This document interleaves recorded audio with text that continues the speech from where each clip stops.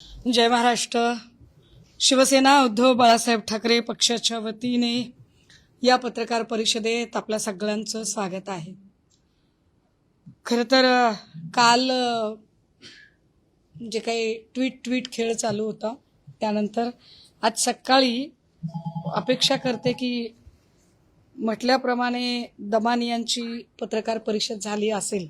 मी ती बघितली नाही आहे कारण मीच बराच काळ रेंजमध्ये नव्हते आणि मला यायला खूप उशीर झाला. खरं तर मी त्यांच्याकडेही जाणं अपेक्षित होतं पण मला पुण्याहून यावं लागतं आणि त्यामुळे फार उशीर झाला. पण मी एक स्वतंत्र वेळ ठरवली. परंतु या सगळ्यांमध्ये एक गांभीर्य आपल्या सगळ्यांच्या लक्षात आलेलं असेल की काहीही असलं कारण तरी हा ब्रीच ऑफ प्रायव्हसी आहे आणि हे गंभीर आहे आणि याचं गांभीर्य मला वाटतं पत्रकारांना अधिक जास्त कळेल. ते गांभीर्य सगळेजण राखतील अशी अपेक्षा आहे, अगदी दमानियांच्या सकट सगळे. पण मला काल अजून एक गोष्ट लक्षात आली ती अशी की जेव्हा मी ब्रीच ऑफ प्रायव्हसीचा अत्यंत संवेदनशील आणि महत्त्वाचा मुद्दा उचलत आहे अगदी त्याच वेळेला मूळ मुद्दा मागे पडता कामा नये. आणि मूळ मुद्दा हा आहे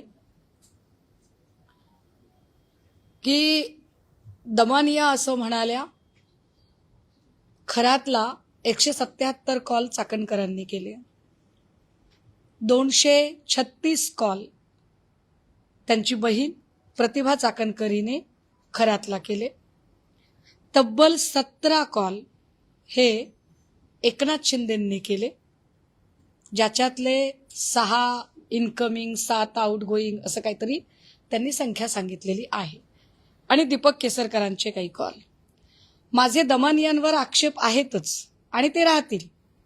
अगदी दमानियांनी काहीही केलं तरी ते आक्षेप माझे जाणार नाहीत. उलट आज तर अमृता वहिनींनी त्याच्यावर ट्विट करून माझ्या शंकेला शिक्कामोर्तब केलंय, हेही तितकंच खरं. त्यामुळे ते आक्षेप माझे जाणार नाहीत. पण माझी अडचण अशी आहे, त्याला म्हणतात ना, धरलं तर चावतंय आणि सोडलं तर पळतंय. तर माझी अडचण अशी आहे की मी आत्ता दमानियांवर जर कॉन्सन्ट्रेट करायला गेले तर मूळ मुद्दा बाजूला पडेल. त्यामुळे हे CDR कुणी काढले आणि कसे काढले यामुळे ब्रीच ऑफ प्रायव्हसी होतच आहे आणि त्यावर निश्चित कारवाई झाली पाहिजे. अगदी दमानियांवर सुद्धा कारवाई झाली पाहिजे या संबंधाने. पण दमानियांनी जी माहिती काढली आणि जी माहिती त्या 3 वेळा सांगत आहेत ती माहिती सुद्धा दुर्लक्षित करण्यासारखी नाही. त्यामुळे त्या माहितीवर जास्त फोकस करणं गरजेचं आहे. त्यामुळे ज्याने CDR काढले त्याची चौकशी तर व्हावीच, पण ज्याचे CDR निघाले आहेत त्यांच्या चौकशीचं काय, हा महत्वाचा मुद्दा आहे. विशेषतः जर राज्याच्या उपमुख्यमंत्र्यांचं नाव दमानिया घेत असतील तर हे गंभीर आहे. आणि काय SIT ही हिम्मत करणार आहे का की त्यांनी एकनाथ शिंदेंची चौकशी करावी? कारण माझ्या अडचणी अशा आहेत की ड्रगच्या प्रकरणामध्ये मी फार अगदी 3 वर्षांपासून मी त्याच्यात भांडतीये, पण त्यात अजूनही म्हणाव्या तशा कुठल्याही चौकशा होत नाहीत, तपास होत नाही, त्याला वेग मिळत नाही. आता हे नवीन अघोरी तंत्रमंत्र विद्येचं प्रकरण आलंय. ही अघोरी विद्या, हे तंत्रमंत्र प्रकरण, हे सगळंच महाराष्ट्राला पुन्हा अजून 5-25 वर्ष मागे नेणारी गोष्ट आहे. आणि त्याच्यामध्ये जर नाव महिला आयोगाची एकेकाळची प्रमुख म्हणून चाकणकरांचे येत असेल किंवा राज्याचे मुख्यमंत्री असणाऱ्या व्यक्तीचं नाव जे आता उपमुख्यमंत्री आहेत त्यांचं येत असेल तर हे गंभीर आहे. त्यामुळे हे कॉल एकनाथ शिंदेंनी कशासाठी केले, का केले, याची चौकशी होणं गरजेचं आहे. मी जसं आधी म्हटलं की ज्याने CDR काढले त्याची तर चौकशी झालीच पाहिजे की त्याला CDR कसे मिळाले. पण ज्याचे CDR निघालेत, कारण ज्या अर्थी दमानिया इतक्या वेळा म्हणतात त्या अर्थी दमानियांचं म्हणणं त्याच्यात काही तथ्य असेल. तथ्य नसेल तर दमानियांवर कारवाई होईल, पण तथ्य असेल तर ते दुर्लक्षित करण्यासारखं नाही. त्यामुळे एकनाथ शिंदेंची चौकशी SIT करणार आहे का? कारण जी SIT 18 तारखेला पहाटे खरातची कारवाई झाली अटकेची, त्याच्या तत्पूर्वी 2 दिवस आधी SIT स्थापन झाली. SIT बद्दल मी विश्वास व्यक्त केला, मी सकारात्मकता दाखवली. मी असं म्हटलं की SIT सगळं व्यवस्थित करेल. मात्र माझी अडचण अशी आहे की माझी इच्छा नसताना सुद्धा नाईलाजाने मला SITच्या सगळ्या तपासाच्या गतीबद्दल प्रश्न उपस्थित करावे लागत आहेत. कारण मी कालही म्हटलं की जर माझ्यापर्यंत माहिती पोचते, दमानियापर्यंत माहिती पोचते, अजून कोणाकोणापर्यंत माहिती पोचते, तर ही सगळी माहिती SIT पर्यंत का पोचत नसेल? जर एवढं सगळं काम, जसं मी कालही म्हटलं, दमानियालाच SITचे प्रमुख करून टाका, काय अडचण आहे? हे सगळं काम जे आहे, हे काम आम्हाला SIT कडनं अपेक्षित आहे. आम्ही वारंवार म्हणत होतो, कारण पुरावे नष्ट करायला वेळ मिळू शकतो. ज्यांच्या बद्दलची ही माहिती पुढे येते किंवा 21 मिनिटाचं संभाषण झालंय, काय संभाषण झालंय आम्हाला माहित नाहीये. 13 कॉल केलेत, इतके इनकमिंग आहेत, इतके आउटगोईंग आहेत. मग एवढे इनकमिंग आणि आउटगोईंग कॉल अतिशय महत्वाची नावं आहेत. एकनाथ शिंदे म्हणजे काही दुर्लक्षित करण्यासारखं नाव नाहीये. दीपक केसरकर हे दुर्लक्षित करण्यासारखं नाव अजिबात नाहीये. आणि या नावांच्या कडून जर कॉल होत असतील तर हे अत्यंत वाईट आहे. तेव्हा या सगळ्या नावांची चौकशी होणं तितकंच गरजेचं आहे. ते झालं पाहिजे. ते का होत नाहीये? चाकणकरांना अजूनही चौकशीला बोलावलेलं नाही. चाकणकरांच्या सोबतचा नामकर्ण आवारे, जो सगळी ही भोंदूगिरी स्थापित करण्यासाठीचा कल्प्रिट नंबर 1 नामकर्ण आवारेची सख्खी मुलगी गमेच्या घरात दिलेली आहे. Game one of the trustee Shivnika ट्रस्टचा. या गमे आणि नामकर्ण आवारे नंतर ललित पोफळे, जे अत्यंत महत्वाचं नाव आहे. ललित पोफळे CA. ललित पोफळेने अनेक बड्या नेत्यांच्या मदतीने काही कंपन्या उभ्या केल्याची माहिती पुढे येते. या कंपन्या, हे बडे नेते, यांची नावं आमच्याकडे आहेत. त्याचे इनपुट आम्ही वेळोवेळी SITला देण्याचा प्रयत्न करत आहोत. मी 2 वेळा पुनरुच्चार केलाय, आज पुन्हा सांगतेय. नाशिकच्या काही वरिष्ठ स्तरावरच्या पोलीस अधिकाऱ्यांचा सुद्धा यातला समावेश, त्या पोलीस अधिकाऱ्यांचे इनपुट आम्ही SITला दिलेले आहेत.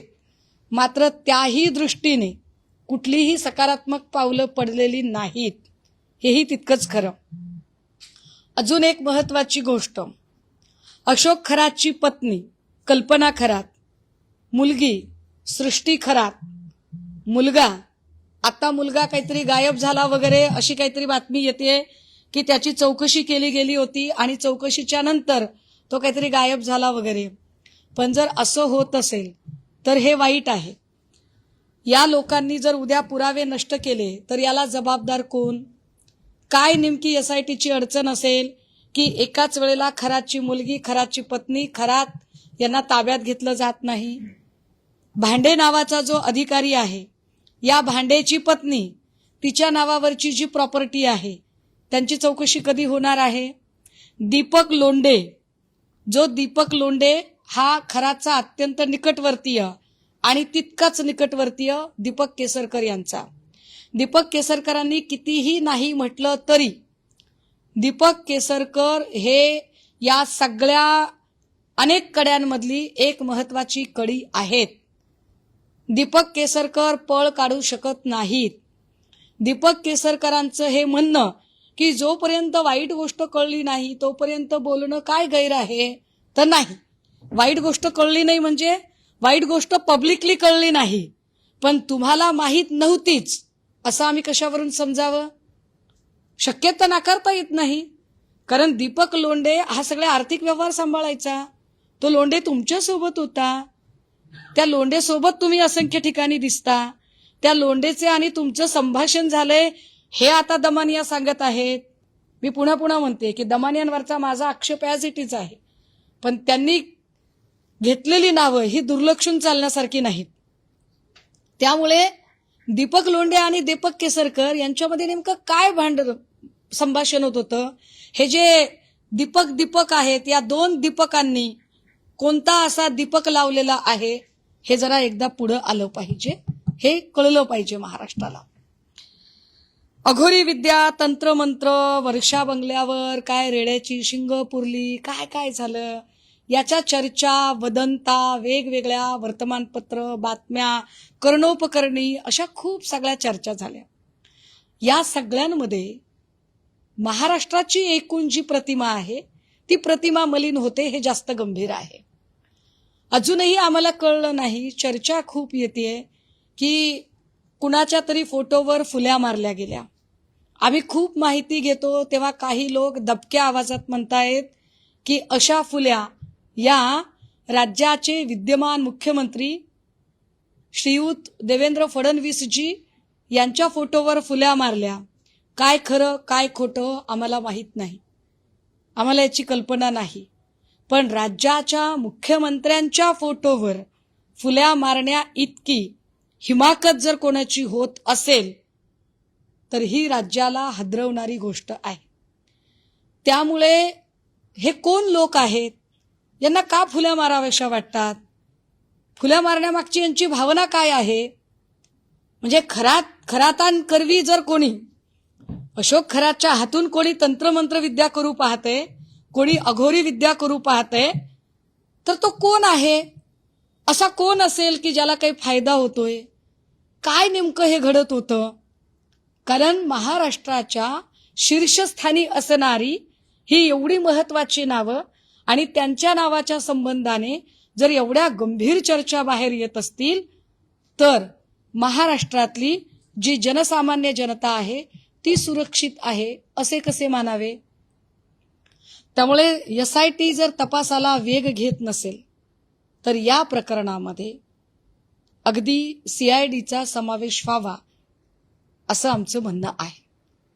कारण SIT अजूनही चाकणकरांना अजूनही चौकशीला बोलावत नाही.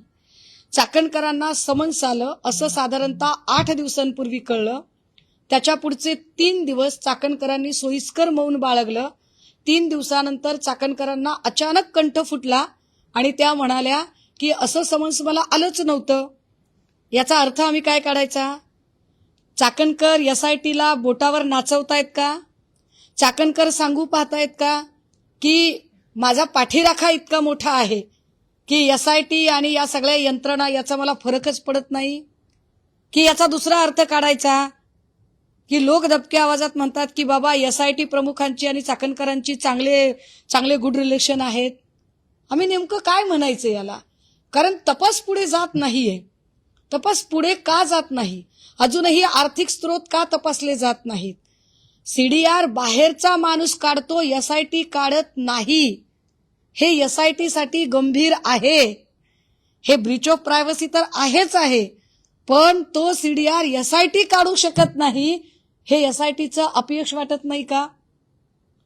त्यामुळे परत एकदा विनंती की या सगळ्या लोकांची, कारण ऑन फ्लोअर ऑनरेबल चीफ मिनिस्टरांनी सांगितलेलं होतं की आम्ही आजी माजी सगळ्याच संचालकांची चौकशी करणार आहोत, गृह खातं चौकशी करणार आहे. पण आजी माजी संचालकांची चौकशी झालेली नाही. ती चौकशी होणं गरजेचं. जो कोणी असेल, मी पुन्हा म्हणते, जो कोणी असेल, जी काही 30-40 नावं आहेत त्या 40 नावांमध्ये कोण कोण आहे? काही जण असे पण आहेत जे आमच्या नजरेत आहेत की जे आमदार नाहीत पण आमदारापेक्षा कमी नाहीत, जे आमदार नाहीत पण आमदारापेक्षा कमी नाहीत आणि ज्यांचा वावर बऱ्यापैकी मंत्रालय आणि परिसरात आहे, अशी सुद्धा नावं यात आहेत. या सगळ्यांची चौकशीच्या संबंधाने वेगवान पावलं उचलली गेली पाहिजेत. अन्यथा एक मूवमेंट म्हणून आणि पुढचा स्टँड घ्यायचा म्हणून मग आम्हाला परत रस्त्यावर उतरून आंदोलन करावं लागेल. कारण प्रश्न महाराष्ट्रातल्या लेकी बाळींच्या इब्रतीचा आहे. मी हे पुन्हा एकदा सांगितलं पाहिजे की यातल्या बऱ्याच गोष्टी इतक्या संवेदनशील आहेत की त्यावर मी जाणीवपूर्वक ओपन अप होणं टाळते. जे काही दमानी यांनी केलं ते काय म्हणजे काय म्हणता येईल त्याच्यावरती न जाता किंवा ते सगळं करताना या सगळ्यांमध्ये मूळ विषय डायव्हर्ट होऊ नये म्हणून आम्हाला पुन्हा पुन्हा पुन्हा पुन्हा त्या विषयाकडे आणावं लागते, कारण 2 दिवस जाणीवपूर्वक विषय भरकटवायचा आणि खरात आणि केसरकर आणि एकनाथ शिंदे आणि यांचं कॉल, याचं काय नेमकं झालं, ते कॉल कशासाठी, या विषयावरच यायचं नाही, हे योग्य होणार नाही. त्यामुळे या सगळ्या मुद्द्यांचं निराकरण झालं पाहिजे आणि SITने याची उत्तरं दिली पाहिजेत. मी आठवण करून दिली पाहिजे की फलटण प्रकरणामध्ये अशाच पद्धतीने तेव्हा आम्ही आक्षेप नोंदवला होता, जेव्हा चाकणकरने तुषार दोषींच्यासह पत्रकार परिषद घेतली होती. खरं तर जी माहिती अत्यंत अधिकृत, ज्याला हॉर्सेस माउथ म्हणतात, ती अधिकृतपणे त्या संबंधित अधिकाऱ्यांकडून लोकांपर्यंत पोहोचणं अपेक्षित आहे, ती अशा पद्धतीने जाणं हे घातक आहे. शासन प्रशासन म्हणून घातक आहे, पण त्याही पेक्षा घातक हे आहे की ज्यांच्या संबंधाने माहिती आहे त्यांची चकार शब्दाने चौकशी होत नाही, त्यांच्यावर चकार शब्दाने बोललं जात नाही, त्याची वाच्यता होत नाही, किंवा दीपक केसरकर आणि एकनाथ शिंदे यांनी खरंच फोन केलेत का नाही केलेत तर का केलेत यावरती काहीच बोललं जात नाही. हे जास्त गंभीर आहे. त्यामुळे SITला विनंती असेल की आपण SIT म्हणून काम करत आहात, विशेष तपास पथक म्हणून काम करत आहात, तर आपल्या निदर्शनास आलेली व्यक्ती, whether is minister, chief minister, cabinet minister, MLA, MP, businessman, industrialist, billionaire, millionaire, whatever, पण त्यांची चौकशी तुमच्याकडून अत्यंत पारदर्शकपणे आणि निरपेक्षपणे होणं अपेक्षित आहे. ती झालीच पाहिजे. अगदी त्यामध्ये मिलिंद नार्वेकरांचे पण 11 मे 2025 ते 12 फेब्रुवारी 2026 दरम्यान जवळपास 3 इनकमिंग कॉल, 5 आउटगोइंग कॉल, सर्वात जास्त बोलणं 169 सेकंड. यांची पण चौकशी झाली पाहिजे अशी मागणी असेल तुमची. 169 सेकंड बरोबर आहे. 60 120 3 मिनिट, 2.5 ते 3 मिनिटं. मी काय म्हणते, माझा पहिल्या दिवसापासूनचा स्टँड आहे, याच्यात कुणीही असेल तर गै करू नका. अगदी माझ्या पक्षाच्या माणसाची सुद्धा तुम्ही चौकशी करा, कारण मला माझ्या माणसांवर विश्वास आहे, पण तरीही तुम्ही चौकशी करा, त्यांची सुद्धा चौकशी करा. पण सगळ्यात महत्वाचं, जर 13 कॉल अशा माणसाला जर राज्याच्या उपमुख्यमंत्र्यांकडून होत असतील आणि त्यात 21 मिनिटांचं संभाषण असेल तर हे गंभीर आहे. दीपक लोंढे जो सगळे आर्थिक व्यवहार सांभाळत होता, त्याचे आणि दीपक केसरकर यांची ज्या पद्धतीचे अत्यंत निकटचे संबंध एस्टॅब्लिश होत आहेत, त्यांची चौकशीच होत नाही, हे वाईट आहे. चाकणकरला अजूनही चौकशीला बोलावलं गेलं नाही. चाकणकरचे संपत्तीचे स्रोत तपासले गेले नाही. चाकणकरांची आणि आकाश चौधरींची जी प्रॉपर्टी आहे रोह्याची, त्याच्यावर अजूनही म्हणजे ईडीची एंट्रीच झाली नाही या प्रकरणात. अजूनही एवढे म्हणजे अरबो खरबोची सगळी उलाढाल होते आणि अजूनही ईडी याच्यावरती काहीच बोलत नाहीये. ज्या आकाश चौधरी आणि चाकणकर यांच्या ज्या प्रॉपर्टीबद्दल आम्ही बोलत होतो, ज्या वेगवेगळ्या कंपन्या होत्या, ज्या कंपन्यांबद्दल आम्ही बोलत होतो, त्या कंपन्यांचा जर विचार केला, मी आता मला सापडत नाहीये पण मी ट्विट करते, आपण सगळे ट्विटरवरून घेऊ शकाल ती सगळी माहिती, की त्या सगळ्या कंपन्यांची माहिती मी एकत्रित टाकेल. अक्षरशः किती मुजोरी आहे की कोर्टाने स्टे दिल्यानंतर भारतीय जनता पार्टीचे प्रदेश सचिव बबलू सय्यद यांनी सांगितलं की कोर्टाचा स्टे आहे या प्रॉपर्टीवर, तरी हिमाकत किती आहे की अदानी हॉस्पिटलचा तिथे बॅनर लावलेला आहे. हे घाबरवण्याचा प्रकार आहे का? याच्याकडे लक्षच दिलं जात नाही. त्यामुळे होय, मी ठामपणे सांगते की ज्याचे कॉल आहेत, मग ते राज्याचे उपमुख्यमंत्री असतील, ते मंत्री असतील, कॅबिनेट मंत्री असतील, आजी माजी मुख्यमंत्री असतील, आमदार असतील, खासदार असतील, उद्योगपती असतील, करोडपती असतील, अरबोपती असतील, पण त्यांची चौकशी झाली पाहिजे. कारण याची व्याप्ती फक्त आणि फक्त महिला लैंगिक शोषण एवढीच आहे असं वाटत नाही, तर याच्यामध्ये अनेक मला वाटतंय की खूप साऱ्या अरबपतींचे गुंते एकमेकांमध्ये गुंतलेले आहेत. एसआयटी तपास करताय, मात्र त्यांच्या हाती ठोस काही सापडत नाही. एसआयटीचा तपास जो आहे तो असा मंदावल्या पद्धतीने का सुरू? ते आम्हाला कळत नाहीये. आम्ही मला प्रश्न तोच पडलाय की जर माहिती माझ्यापर्यंत काही माहिती पोचवली जाते की आमच्यापर्यंत माहिती पोचावी असं कोणी सहाय्यभूत ठरतं माहित नाही. पण माहिती एवढी सगळी माहिती जेव्हा पुढे येते बघा, दमानियांनी एकदा म्हणतात एका मोठ्या वाहिनीवर बोलताना, एकदा त्या सांगतात की कुण्यातरी व्यक्तीने मला माहिती आणून दिली, मग म्हणतात मीच ॲपमध्ये शोधली. काही असेल म्हणजे त्याचं एक स्वतंत्र प्रकरण आहे, त्यावर कारवाई झाली पाहिजे याच्यावर मी ठामच आहे. पण त्यांनी जी माहिती दिली ती माहिती तितकीच गंभीर आहे आणि त्या माहितीवर SIT कडून म्हणावी तशी काहीच पावलं उचलली जात नाहीत. मी जे इनपुट SIT ला दिले, मी जे म्हणते पुन्हा पुन्हा की एका पोलीस अधिकाऱ्यांच्या बद्दलचं आम्ही इनपुट दिलं, आम्ही काही पीडित महिलांच्या बद्दलचे काही इनपुट दिले, आम्ही काही प्रॉपर्टी डिटेल्स बद्दल त्यांच्याशी बोललो. मी जाणीवपूर्वक ती माहिती तर डिस्क्लोज करत नाही, कारण मला तेवढा कायदा थोडाफार जो कळतो आणि जो कायद्याचा आदर करण्याची जी वृत्ती आहे त्यामुळे मी ती डिस्क्लोज करत नाहीये. पण यावर SIT काहीच पावलं उचलत नाही. म्हणजे त्याच्यावर चाकणकरांचं ट्विट येतं की मला असं समन्सच आलं नाही. याचा अर्थ चाकणकर SIT ला आणि एकूण महाराष्ट्र सरकारला वाकोल्या दाखवतायत चक्क, आणि त्या सांगतायत की बघा म्हणजे कैसे उल्लू बनाया, या पद्धतीने जे चाकणकरांचा ॲटिट्यूड आहे तो गंभीर आहे आणि चौकशीला कोणी बोलवत नाही, हे फारच गंभीर आहे त्यापेक्षा.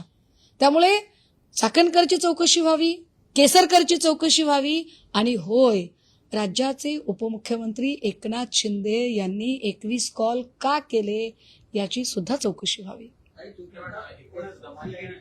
सीआयडी चौकशीची मागणी केली, SIT कडून चौकशी सध्या सुरू आहे. थेट उपमुख्यमंत्र्यांचे सीडीआर समोर आले, त्याच्यामुळे SIT वर दबाव आहे म्हणून CID कडून चौकशी व्हावी असं थेट म्हणले तुमचं. तो उपमुख्यमंत्री SIT वर दबाव टाकतात असं म्हणतो. नाही, माझे काय म्हणणं आहे, मुद्दा क्रमांक 1, दमानियाला माहिती कशी मिळाली, का मिळाली, हा एक मुद्दा आहे. पण दमानिया एवढा कंठशोष करून म्हणजे बापरे, आज तर त्या अशा ओक्साबोक्षी रडून बिडून जेव्हा माहिती सांगतायत आणि त्याला अमृता वहिनी दुजोरा देत आहेत की नाही दमानिया खरंच काम करतात, तर काहीतरी एवढ्या सगळ्या लोकांचं म्हणणं ग्राह्य धरलं गेलं पाहिजे आणि निश्चित त्या म्हणण्याला महत्त्व दिलं गेलं पाहिजे आणि ते महत्त्व देऊन चौकशी झाली पाहिजे.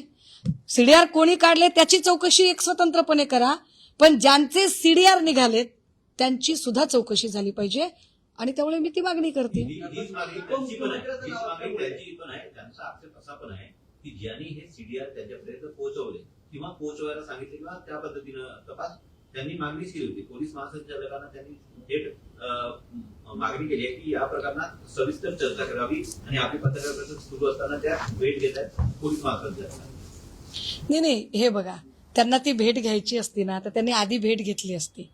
एवढ्या गंभीर प्रकरणात इतकं बालिश वागून चालत नसतं.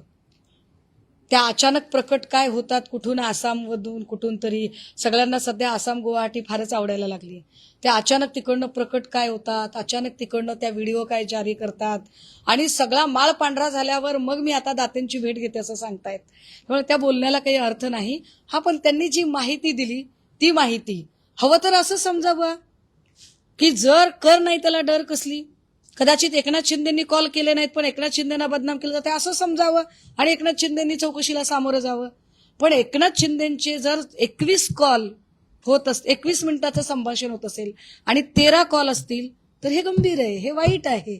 दीपक केसरकर आणि दीपक लोंढे या दोघांचे जे फायनान्शियल रिलेशन आहेत ते तपासलेच गेले पाहिजेत.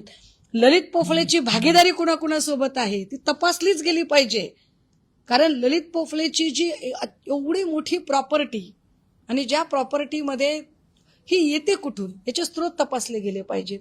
चाकणकरांचे एवढे सगळे प्रॉपर्टीचे स्रोत कुठून येतात ते तपासलेच गेले पाहिजेत. पत्रकार परिषदेनंतर 2 पत्रकारांचे नंबर येऊन त्यांनी संबंधित ॲपवरती म्हणजे डेमो दाखवला आम्हाला.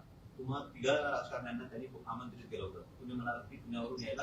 हो. यानंतर पण त्यांची भेट घेणार आहात का किंवा डेमो कसा किंवा मिळवतो कसा? मला असं वाटतंय मी दमानी यांना परत एकदा आपल्या माध्यमातून सांगेन, त्यांना ते करायचे ना त्यांनी खरंच करावं. त्यांनी पत्रकार असं घरी वगैरे नाही, त्यांनी छान एखादी पत्रकार परिषद असे पत्रकार संघात घ्यावी. पत्रकार संघात त्यांनी असं ऑन स्क्रीन व्यवस्थित सगळे नंबर टाकावे, दाखवावे, म्हणजे मग आम्हालाही त्याच्यावरती बोलता येईल की हे असं करणं हे किती लोकांना शक्य आहे? मुळात त्याच्यातले जर टेक्निशियन्सशी जर आपण बोललो, सायबरची जर माहिती जर आपण घेतली, सायबरच्या कायद्यांची माहिती घेतली, मी कालही काही सायबरमधल्या काही अधिकाऱ्यांशी बोलायचा प्रयत्न करत होते की हे असं शक्य आहे का? तर पहिली गोष्ट, अशा पद्धतीने कोणालाही, म्हणजे ज्याला त्याची अथॉरिटी नाही, साधारणतः DCP लेवलच्या खालची लोक, त्याच्यापैकी कोणालाही अशा पद्धतीने CDR काढता येत नाही. हा पहिला भाग. मुळात CDR निघतो का? तर अथॉरिटी लेटर शिवाय ट्राय CDR देत नाही. हा पहिला भाग आहे. म्हणजे मग दुसरा भाग काय येतो की मग CDR मिळाले कसे? तर त्यांच्या स्टेटमेंटमध्ये तफावत येते. 2 स्टेटमेंट आहेत. एक, मला कुठल्या तरी व्यक्तीने आणून दिले ज्याने गुप्तहेर अशी ओळख सांगितली, आणि दुसऱ्यांदा म्हणतात की मी क्लाउड ॲपमध्ये टाकलं. म्हणजे त्यांच्याच बोलण्यामध्ये ताळमेळ नाहीये. त्याच त्यांचे स्टेटमेंट पुन्हा पुन्हा बदलतायत. पण मी आता त्याच्यावर का फोकस करत नाहीये? कारण मला लक्षात आलं काल दिवसभरामध्ये की यामुळे मूळ फोकस डायव्हर्ट होतोय. कारण हा कलगीतुरा रंगत असताना जो खरात, दीपक केसरकर, एकनाथ शिंदे, एकूण कॉल रेकॉर्डिंग, जे काही चाकणकर आणि या सगळ्यांची जी चौकशी आहे, हा मूळ मुद्दा बाजूला चालला. आणि त्यामुळे चर्चा सतत चेंगरलेली म्हातारी आणि भोपळा अशी गोष्ट न होता जी मूळ चर्चा आहे ती मूळ चर्चा पुन्हा त्या मुद्द्यावर आणावी, यासाठी म्हणून मी आपल्या सगळ्यांच्या सोबत संवाद साधते. सीडीआर सोबतच काही SMS देखील आज दाखवले. त्यामध्ये त्यांनी सांगितलं की अजित पवार यांच्या अपघाताच्या 4-5 दिवसामध्ये जवळपास समता पतसंस्थेनं 173 मेसेजेस केले होते. कोणी कोणी समता खऱ्यातला? पतसंस्था जी त्याची होती. अच्छा. पण हे तर खूपच गंभीर आहे ना. हे तर खूपच गंभीर आहे. कारण या महाराष्ट्राने लोकनेते अजितदादांच्या सारखा एक अत्यंत उमदा कर्तृत्ववान नेता गमावलेला आहे. हे महाराष्ट्राचं नुकसान आहे. या महाराष्ट्राच्या नुकसानीला जर एखादं घातपात कारण असेल आणि ज्याची पाळंमुळं तुम्ही सांगताय त्या पद्धतीने एखादा मेसेज किंवा याच्याशी काही संबंधित असेल तर हे अजून गंभीर आहे. आणि एवढं गंभीर असताना सुद्धा SIT सुस्तावल्यासारखी कशी असू शकते? इतकं गंभीर प्रकरण असताना यात SIT नेमकं करते काय? का आम्हाला ते दिसतच नाहीये? कारण फलटण प्रकरणामध्ये आम्ही ज्यांच्या अटकेची मागणी करत होतो त्यांना नगरसेवक पदाची तिकीटं मिळाले, ती निवडून आले आणि ते नगरसेवक झाले. हा योगायोग आहे की त्यात SIT प्रमुख सातपुतेच होत्या. आत्ताही SIT प्रमुख सातपुते आहेत. सातपुते यांच्या कर्तृत्वाबद्दल मला शंका नाही, परंतु जी गती आहे ती गती मात्र अत्यंत अत्यंत संथ आहे. आणि अजितदादांच्या अपघाताला, कारण याच्या आधी पण मी ऐकलं की अशाच पद्धतीची अघोरी तंत्र मंत्र, काय जे जादू टोना त्याच्याशी संबंधित असणारं साहित्य हे दादांच्या बंगल्याच्या बाहेर आढळून आलं अशी माहिती मिळाली. तर हे सगळंच गंभीर आहे. VSR कंपनीची माणसं सुद्धा, त्याच्याशी संबंधित माणसं सुद्धा खराच्या भक्तरांगेमध्ये उभी राहणारी माणसं होती. हे गंभीर आहे. आणि या सगळ्यांचे को रिलेशन्स काय आहेत? ते को रिलेशन्स, सहसंबंध अजूनही आपल्या पुढे येत नाही. हे त्याहून गंभीर आहे. म्हणजे आम्ही ज्यांच्यावर विश्वास ठेवतोय की ते आमच्यासाठी काही गोष्टी उलगडतील, तर त्या गोष्टी अजिबात उलगडत नाहीत. दिवसेंदिवस हा गुंता अधिक वाढत चाललाय. मग कदाचित SITला असं होत आहे का की SITची एकूण जी पदाची हायरार्की असते, जी पदनामावली आहे, त्यामध्ये मुख्यमंत्री उपमुख्यमंत्री दर्जाच्या व्यक्तीचं चौकशी करताना थोडंसं त्यांना अडचणीचं वाटत आहे का? मुख्यमंत्री उपमुख्यमंत्री दर्जाच्या व्यक्तीची चौकशी करणं हे कदाचित त्यांच्या क्रायटेरियाच्या पण वर जाते का? त्यांचा जो एकूण पोर्टफोलिओ आहे अधिकारी म्हणून असणारा, त्या पोर्टफोलिओच्या वर जात आहे का? आणि जर असं होत असेल तर मग CID यायला हरकत नाही. मग केंद्र सरकारकडून एखादी महत्वाची तपास यंत्रणा यात यायला हरकत नाही, जेणेकरून ते तपास करू शकतील.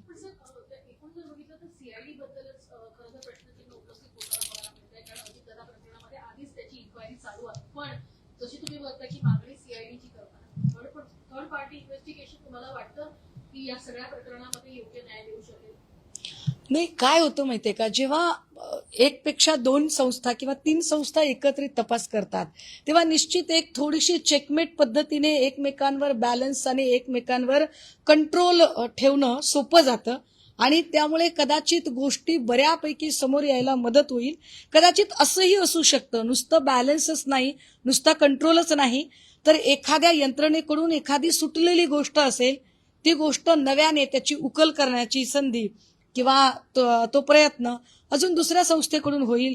अल्टिमेट आम्हाला काय पाहिजे? आम्हाला अल्टिमेट रिझल्ट पाहिजे, जो रिझल्ट अजूनही मिळत नाही किंवा त्या रिझल्टच्या दिशेने कुठलीही पावलं पडताना दिसत नाहीत. ती पावलं जर पडताना दिसत असती तर आत्तापर्यंत ललित पोफळे, गमे, नामकर नावारे, रुपाली चाकणकर, प्रतिभा चाकणकर, दीपक केसरकर आणि आत्ता दमानी यांनी नाव घेतलेले एकनाथ शिंदे या सगळ्यांच्या चौकशा आतापर्यंत झाल्या असत्या, ज्या होताना दिसत नाही.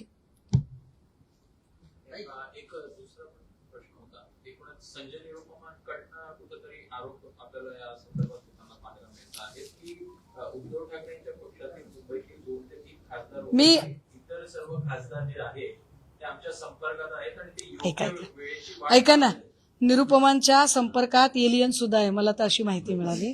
मग काय त्याच्यावर बोलावं? मला आता हा फोकस हलवायचा नाही आणि कुठल्याही अशा सो कॉल्ड काय लोकांचे आता काय त्यांचे बालिश प्रश्न आता काय सांगू त्याच्या. अजितदादाचा अपघाताचा प्रकरण सांगितलं, त्यानंतर आता हे राज्याचे गृहमंत्री स्वतः मुख्यमंत्री आहेत आणि त्यामुळे ह्या सगळ्या प्रकरणामध्ये मुख्यमंत्री पुढे ते डिनाय करतात किंवा त्यांना लक्ष देण्यासाठी टाईम नाहीये. काय नेमकं तुम्हाला नाही, मग मला तेच म्हणायचं की मुख्यमंत्र्यांनी लक्ष घातलं पाहिजे ना.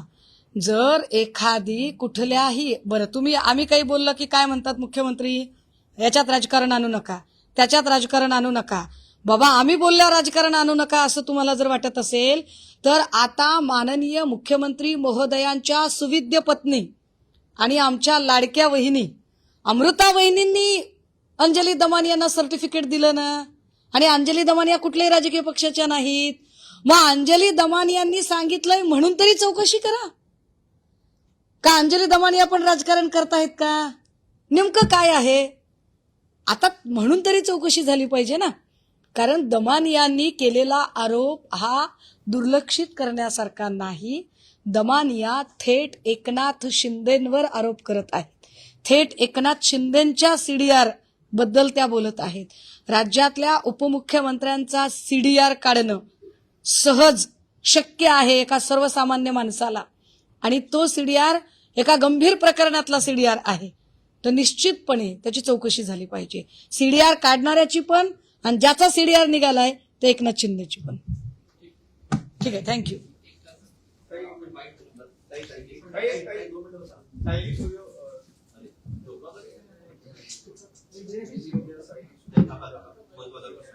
काय सायली सुर्वे